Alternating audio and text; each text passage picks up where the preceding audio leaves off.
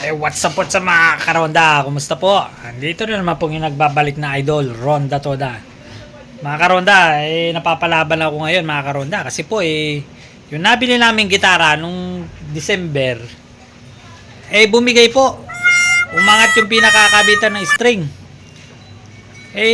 Suspecha po namin na baka dun sa pagtono ko, masyadong nabatak yung string, kaya umangat yung pinakakabitan sa may pinakapuwit.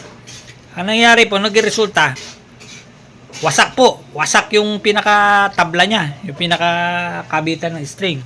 Ito po mga karoda, ipapakita ko po sa inyo. Bagong bago pa lang to, almost 2 months pa lang sa amin to. Nabili ko po sa isang sikat na mall, branded naman po, kaya nga lang po parang hindi maganda ang quality. Ito po mga karonda, papakita ko po sa inyo aking gitara. Okay mga karonda, ito po yung nabili namin gitara mga karonda. Almost 2 months pa lang sa amin to, kaya lang pangit ang quality. Ito po mga karonda, halos na tungkab po itong tabla. Ito pinakakabitan na yan. Kita nyo po may mga may mga lamat-lamat na siya. Kaya po nangyari, ito po yung pinakakabitan ng string mga karonda, nakaganyan po yan. Yan. Nagtataka ako, bakit bumigay agad yan? Samantalang nakadikit naman yan. And then, ginawa ko pong paraan.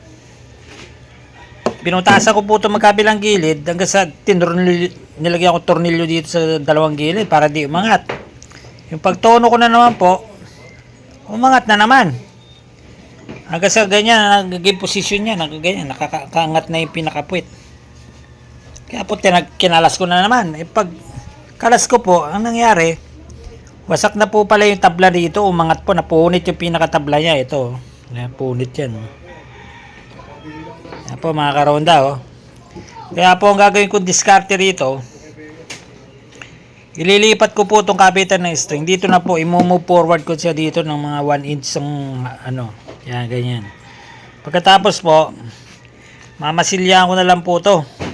Tinikitan ko po ito ng ng no-nail na pandikit. Mamaya po pag natuyan, lilihain ko yan. Tsaka mamasilyahan ko po yan. Sayang naman po kasi kung di ko gagawa ng paraan. Kasi nga po, bago pa lang Tignan mo po mga karonda bago pa lang yan. Kaya lang, bumigay agad. Hindi po maganda yung quality na nabili namin. Doon na nga po kami bumili sa pinakakilalang store. Kaya lang, ito resulta. Hindi maganda. Kaya po mga karonda, diskartihan lang to kung paano gagawin. Okay mga karonda, diskarte ako na itong gitara ko. Kasi sayang naman, bagong bili to.